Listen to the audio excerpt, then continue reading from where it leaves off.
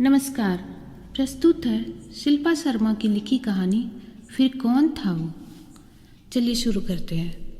हमारी शादी को 6 महीने हो गए आज। क्या कोई उत्साह ही नहीं तुम्हें?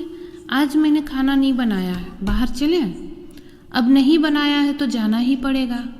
क्यों, हमारी शादी को 6 महीने हो गए, इस खुशी में क्या बाहर नहीं खा सकते?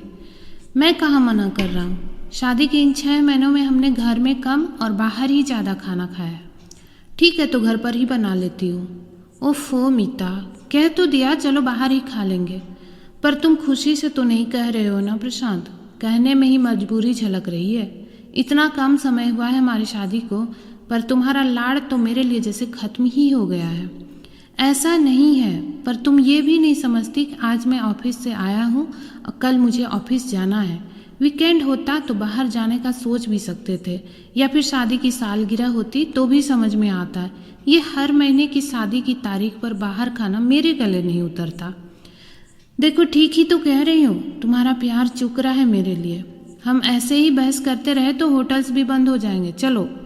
कार में बैठकर वो दोनों खाना खाने गए तो, पर ना तो जाते समय और ना ही आते समय दोनों ने कुछ खास बात की। उनके बीच की बोझिलता को कम करने के लिए प्रशांत ने एफएम पर गाने लगा दिए। घर लौटकर प्रशांत तो आराम से सो गए, पर मीता की आंखों में नींद नहीं बल्कि नमी थी। वो कितने दिनों से महसूस कर रही है प्रशांत में आया ये बदलाव। शादी के शुरुआती कुछ महीनों में तो प्यार का खुमार उनकी हर बात में नजर आता था, पर जब से ऑफिस में नया प्रोजेक्ट आया है वे थोड़े रुखे होते जा रहे हैं। बात बात पर झिड़क देते हैं। कई बार उससे कह देते हैं कि तुम हर वक्त मेरे पीछे पीछे क्या घूमती रहती हो। पहले तो यही सब उन्हें बहुत पसंद आता था, फिर अब क्या हुआ? किससे पूछे वो इस बारे में कि क्या शादी के 6 महीने बाद ही पति इतने रुखे हो जाते हैं? ऐसी ही ना जाने कितनी बातें सोचते हुए उसकी नींद लग गई। उठ जाइए मैडम। हाथों में चाय की ट्रे और उस पर रखे हुए एक लाल गुलाब के साथ उसे जगाते हुए प्रशांत ने कहा, क्या आज हमें ऑफिस भेजने का कोई इरादा नहीं है? सॉरी, मेरी नींद जरा देर से लगी थी। तुमने क्यों चाय बनाई? मुझे जगा देते। कल दिल जो दुखाया था आपका, सोचा आज खुश कर देते हैं। कोई खास वजह दिल दुखाने की? अरे बाबा, ऑफिस से आए थके हारे पति का इरादा था कि जल्दी से खाना खाए और सो जाए, पर आपने तो हमें बिना बताए कोई और कार्यक्रम बना रखा था। अब झुंझलाहट आ गई बस। पर यह तो सच है कि तुम्हारा प्यार मेरे लिए कम हो रहा है। नहीं मीता, घर ऑफिस के कामों के बीच में प्यार को उस तरह व्यक्त नहीं कर पाता जैसे तुम कर लेती हो। यह सच है कि मैं तुम्हें बहुत प्यार करता हूँ और हमेशा करता रहूँगा, पर बात बात पर प्यार जताना और हर माह शादी की महीना गिरा मनाना मुझे बचकाना लगता है। प्यार को आंखों से पढ़ा जा सकता है, दिल से महसूस किया जा सकता है। मैं ऐसा ही प्यार कर सकता हूँ। जिंदगी जितनी जल्दी ये समझ लोगी उतनी ही जल्दी सहज हो जाओगी। समझ लोगी ना? दोनों हाथों से उसके चेहरे को ऊपर उठाते हुए प्रशांत ने पूछा। हाँ समझ गई बाबा, पर मैंने ब्रश भी नहीं किया है। यह कहते हुए मीता ने अपने चेहरे को प्रशांत के हाथों की गिरफ्त से छुड़ाया और फौरन वॉश मशीन की ओर भाग खड़ी हुई। फिर प्रशांत के ऑफिस जाने तक समय बड़ा ही रोमांटिक बीता। मीता को दुख हो रहा था कि कल प्रशांत के बारे में जाने क्या कुछ सोच गई। पता नहीं वो क्यों नहीं समझ पाती कि हर दिन शादी के शुरुआती दिनों जैसा तो नहीं बीत सकता ना। तभी तो सब लोग यही कहते हैं कि शादी के शुरुआती समय का आनंद ही कुछ और है। शायद अभी वह जॉब नहीं कर रही, इसलिए उसका ध्यान सिर्फ और सिर्फ प्रशांत की ओर ही लगा रहता है। सच ही तो है, दिन में कम से कम 4 बार फ़ोन कर लेती है उन्हें। काम के बीच में वे उठाते भी हैं और बात भी करते हैं, पर क्या उसे नहीं समझना चाहिए कि यदि ऑफिस में उसे कोई इतनी बार डिस्टर्ब करता तो वो भी झुंझला जाती। ओह हाँ, 6 दिन से उसने अपने ईमेल ही चेक नहीं किया है। शायद अब तक उस HR कंपनी का जवाब आ गया होगा। वो तुरंत ही मेल चेक करने बैठ गई। फिर प्रशांत को फ़ोन मिला है। प्रशांत, परसों जॉब के लिए मेरा इंटरव्यू है। Hey, that's a great news. HR की किताबों के कुछ पन्ने पलट लेना इस बीच, वरना पता चला वहाँ भी हर सवाल के जवाब में मेरा ही नाम दोहराने लगी। शरारती अंदाज में प्रशांत ने कहा। जी नहीं, मुगालते मत पालिए, ऐसा होने की कोई गुंजाइश नहीं है। कानपुर के अपने ऑफिस में बेस्ट एम्प्लॉय का खिताब जीता था मैंने। अच्छा जी, मैं दिल से चाहता हूँ कि तुम्हारा सिलेक्शन यहाँ हो जाए, ताकि मैं तुम्हारे पीछे पीछे ना घूमा, तुम्हें हर 4 घंटे पर फ़ोन ना कर सकूं, है ना? नहीं जी, ताकि तुम अपनी क्वालिफिकेशन का सही उपयोग कर सको, आत्मविश्वास से भरी रहो। पर हाँ, इतनी व्यस्त ना हो जाना कि मेरे लिए समय ही ना रहे तुम्हारे पास। तुम्हारे लिए समय ना हो ऐसा तो कभी करो। मैं तुम्हारे लंच के समय फ़ोन करूंगी। बेकार ही मन भटकता रहता है, मीता ने सोचा। क्यों प्यार नहीं करेंगे भला प्रशांत उसे? उनकी पत्नी है, पसंद करके ब्याह के लाए हैं उसे, और शादी से पहले ही अपने प्यार का राज भी तो उन्होंने मीता के साथ बांटा था। वरना पुरुष ऐसा करना जरूरी समझते हैं क्या? बहुत अच्छे से याद है मीता को, जब प्रशांत और उसके घर वाले रिश्ते की बात करने मीता के घर आए थे तो प्रशांत ने मीता से अकेले में बात करने की इच्छा जाहिर की थी। फिर घर वालों ने रजामंदी से वे मीता को बाहर लेकर गए थे। उन दोनों ने पहले तो होटल में कॉफ़ी के साथ ब्राउनीज खाए और फिर होटल के गार्डन में साथ साथ घूमने लगे। मीता, मुझे और मेरे परिवार वालों को तुम पसंद हो, पर क्या तुम्हें यह रिश्ता पसंद है?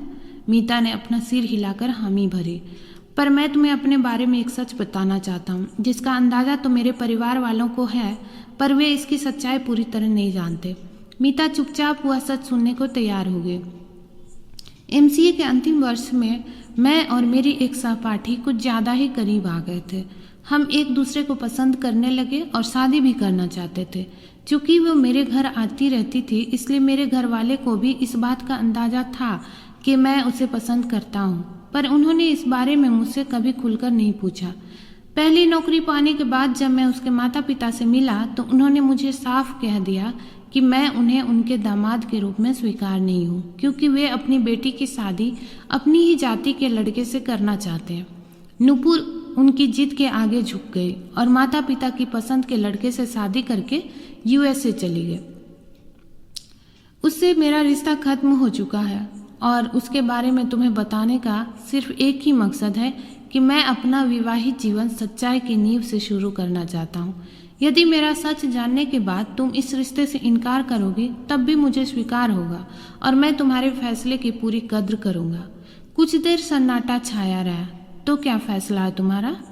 बीती बातें तो बीत गई, अब जब आप जीवन की नई शुरुआत कर रहे हैं तो मैं आपके साथ हूँ। उसका जवाब सुनकर कितना आश्वस्त दिख रहा था प्रशांत का चेहरा। मीता प्रशांत की वो छवि कभी नहीं भूल सकती। फिर शादी के बाद मीता के पूछने पर प्रशांत ने उसे अपनी उस सहपाठी नुपुर की फोटो भी दिखाई थी। मीता को यह देखकर थोड़ी तसल्ली भी तो हुई थी कि नुपुर दिखने में उससे 19 ही है। अरे कहाँ कहाँ के ख्यालों में खो जाती हूँ मैं। खुद को झिड़कते हुए मीता स्टडी रूम की ओर जाने लगी। प्रशांत की बात सही है, 10 महीने हो गए उसे जॉब छोड़े। अब इंटरव्यू के लिए उसे किताबों के पन्ने पलट ही लेने चाहिए।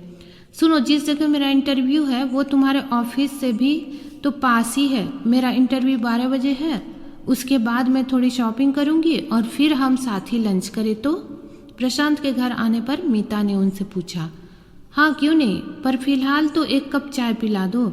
चाय पीते पीते प्रशांत और मीता बातें कर रहे। फिर अगला दिन भी इंटरव्यू के लिए फाइलें सहेजने में और थोड़ी तैयारी में बीत गया। देर शाम प्रशांत घर लौटे और चाय पीने के बाद स्टडी रूम में अपने लैपटॉप पर कुछ काम करने लगे। इंटरव्यू के लिए कौन सी ड्रेस पहनूं प्रशांत? अपने हाथ में एक काली और एक हल्के रंग की हरे रंग की ड्रेस लिए मीता स्टडी रूम में आ पहुंची। एक हल्की सी नज़र ड्रेसेस पर डालते हुए प्रशांत ने कहा, हरी ड्रेस ठीक रहेगी, पर मैं तो काली वाली पहनने का सोच रही थी। तो काली पहन लो, फिर मुझसे पूछ ही क्यों रही हो? पूछ लिया तो क्या हो गया? मीता, कल यूएसए से एक टीम आ रही है और मैं उसके लिए एक प्रेजेंटेशन तैयार कर रहा हूँ। तुम ये छोटे छोटे डिसीजन खुद ही ले लो। और हाँ, तुम खाना खाकर सो जाओ, मेरा खाना टेबल पर रख देना, मैं गर्म करके खा लूँगा। Good night. बिना उसकी ओर देखे एक ही सांस में प्रशांत ने सब कुछ कह दिया। माना इम्पोर्टेंट प्रेजेंटेशन है, पर यूं टरका दिया प्रशांत ने जैसे मैं उनके लिए कोई महत्व ही नहीं रखती। ऑफिस का काम ऑफिस में ही निपटाना नहीं चाहिए क्या? उसके बाद का समय तो बीबी के लिए होना चाहिए। मन ही मन भुनभुनाती हुए मीता खाना खाकर सोने चली गई। सुबह खटपट की आवाज़ से नींद खुली तो देखा प्रशांत स्नान करके तैयार होने जा रहे हैं। अरे अभी तो 6:30 ही बजे हैं, इतनी जल्दी क्यों तैयार हो रहे हो? बताया था ना कि प्रेजेंटेशन है, पर ये तो नहीं बताया कि 6:30 बजे जाना है। अरे यार, नितिन के साथ भी डिस्कस करना है, वो 7 बजे तक ऑफिस आ रहा है। रात को 1 बजे के करीब ही पता चला। तुम सो रही थी, जगा कर बताता क्या? पर नाश्ता चिंता मत करो, कैंटीन में कर लूँगा। और लंच पर मिल सकोगे? नहीं, आज तो पॉसिबल नहीं है, शायद यूएसए वाली टीम के साथ लंच के लिए जाना पड़े। ओके, मैं इंटरव्यू के लिए जाऊंगी आज। इंटरव्यू कैसा हुआ ये बताने के लिए मैसेज ही करना, फ़ोन शायद पिक ना कर सकूं। ओके, तो चलूं? कुछ भूल नहीं रहे क्या? अरे कम से कम मुझे बेस्ट विशेष तो दो। मेरी विशेष तो हमेशा ही तुम्हारे साथ है, पर मांग रही हो तो ऑल द बेस्ट। हल्के हरे रंग का ड्रेस पहनकर मीता इंटरव्यू के लिए नियत समय पर ऑफिस में पहुंच गए। रिसेप्शन पर बैठी युवती ने उसे कुछ देर इंतजार करने कहा और वह सामने रखे सोफे पर बैठ गई। अरे पूजा, तुम यहाँ कैसे? अचानक वहाँ से गुजरती हुई एक युवती को रोककर उसने पूछा। हाय मीता, मैं यहाँ अपने ऑफिस के किसी काम के सिलसिले में आई थी, और तुम? इंटरव्यू देने। शादी के 6 माह बाद नए शहर में नए जॉब के लिए इंटरव्यू देने। और ऑफिस में सब कैसे हैं? सब मज़े में है यार, हम तुम्हें मिस करते हैं। मैं भी तुम लोगों को याद करती रहती हूँ। कब तक हो यहाँ? आज शाम की ट्रेन है मीता, पर मेरा काम खत्म हो गया है तो सोच ही रही हूँ थी कि क्या करूँ। थोड़ी देर इंतज़ार करो, मेरा इंटरव्यू हो जाएगा तो हम दोनों साथ साथ लंच करेंगे और गप्पे मारेंगे। या it will be fun. Meeta. Receptionist की आवाज़ सुनकर मीता पलटी और उसके इशारे पर अंदर चली गई। बाहर निकलते ही पूजा ने पूछा, कैसा रहा इंटरव्यू? ठीक था, लेट्स सी। कहाँ चले लंच के लिए? पास ही एक अच्छा सा इटालियन रेस्टोरेंट है। सुन, भूख तो जोरों की लगी है, पर मुझे होटल से चेकआउट भी करना है। पहले तुम मुझे रेस्टोरेंट दिखा दो, फिर तुम जब तक ऑर्डर दोगी मैं सामान लेकर सीधे ही वहीं आ जाऊँगी। फिर गप्पे मारेंगे और मैं वहीं से स्टेशन निकल जाऊँगी। अरे हाँ, प्रशांत को पता भी है कि नहीं कि उनकी पत्नी खाना खाने वाली है और किसके साथ घूम रही है? अरे वो तो खुद ही बहुत व्यस्त है आज, उन्हें तो ये बातें सुनने की भी फुर्सत नहीं है। मुस्कुराते हुए मीता ने जैसे मन का गुबार बाहर निकाल दिया। मीता और पूजा टैक्सी लेकर इटालियन रेस्टोरेंट पहुंचे। वहां मीता उतर गई और पूजा अपना सामान लाने उसी टैक्सी में आगे निकल गए। चलो प्रशांत के साथ नहीं तो पूजा के साथ सही, आज का समय यहाँ अच्छा बीत जाएगा। मीता ने रेस्टोरेंट पहुंचकर एकदम कॉर्नर की एक मेज चुनी और मेन्यू कार्ड पर नज़र दौड़ाने लगी। उसने वेटर को ऑर्डर दिया और अकेले बैठी उधर उधर देखने लगी। अचानक उसकी नज़रें एक जोड़े पर जाकर ठहर गई, जो दूसरे छोर पर कॉर्नर की मेज पर बैठा था। अरे ये तो प्रशांत है। हाँ वही है, पर उनके साथ ही महिला कौन है? मीता अपनी मेज से उठकर दरवाजे की आड़ लेती हुए उस जोड़े के करीब पहुंची। वहां प्रशांत और उसके साथ बैठी महिला को देखकर वह सन्न रह गए। उसकी आंखों के आगे अंधेरा छाने लगा। दोस्तों, आज बस इतना ही। अगली वीडियो में देखेंगे कौन थी वो लड़की और मीता के प्रति क्यों रुखा हो रहा था प्रशांत का व्यवहार। क्या प्रशांत दोबारा मीता का विश्वास जीत पाएगा? धन्यवाद।